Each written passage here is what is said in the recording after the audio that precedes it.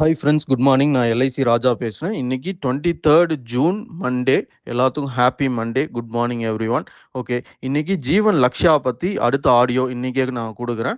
அது இல்லாமல் இந்த mutual fund and term insurance அதை பற்றி கொஞ்சம் யோசிக்கலாம் அப்படின்னு இருக்கேன். Mutual fund and term insurance அப்படிங்கிறது நிறைய பேர் சஜஸ்ட் பண்ணிட்டு இருக்காங்க இன்னைக்கு டேட்டில்.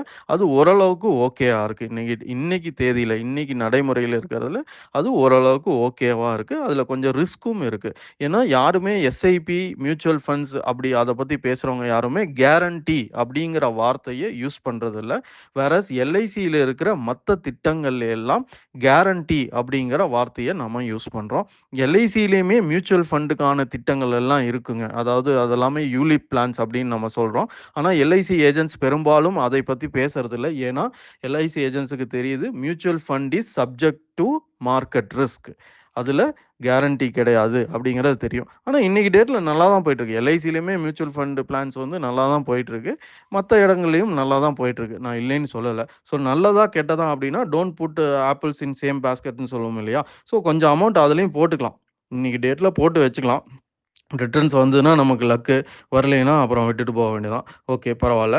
அப்போது கேரண்டி இருக்கா அப்படிங்கிறத பார்த்து அதுக்கு தகுந்த மாதிரி இன்வெஸ்ட் பண்ணலாம். பட் ஸ்டில் உங்களுக்கு டேர்ம் இன்சூரன்ஸ் வேணும், இல்லை மியூச்சுவல் ஃபண்டு வேணும் அப்படிங்கிற மாதிரி இருக்கிறவங்க எல்ஐசிவே அப்ரோச் பண்ணலாம். ஸோ எல்ஐசிலேயே அதுக்கான திட்டங்கள் எல்லாம் இருக்குது. யூலிப் பிளான்ஸ் இருக்குது. மிக அருமையான என்ஏவி ரிட்டர்ன்ஸ் எல்லாம் வரக்கூடிய யூலிப் பிளான்ஸ் எல்ஐசிலையும் இருக்குது. ஏன்னா எல்ஐசி மற்ற மியூச்சுவல் ஃபண்ட் ஆர்கனைசேஷன்ஸ் கம்பேர் பண்ணும்போது எல்ஐசிக்கு வந்து நமக்கு வந்து எல்ஐசி வந்து கிட்டத்தட்ட 70 வருஷம் அனுபவம் இருக்கிற ஆர்கனைசேஷன் இல்லைங்களா?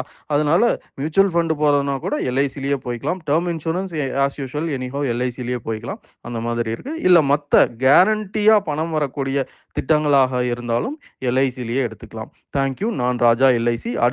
அடுத்த ஆடியோவில் நம்ம ஜீவன் லக்ஷயாவை பற்றி இன்னும் கொஞ்சம் டீட்டெயில்ஸ் பார்ப்போம். தேங்க்யூ.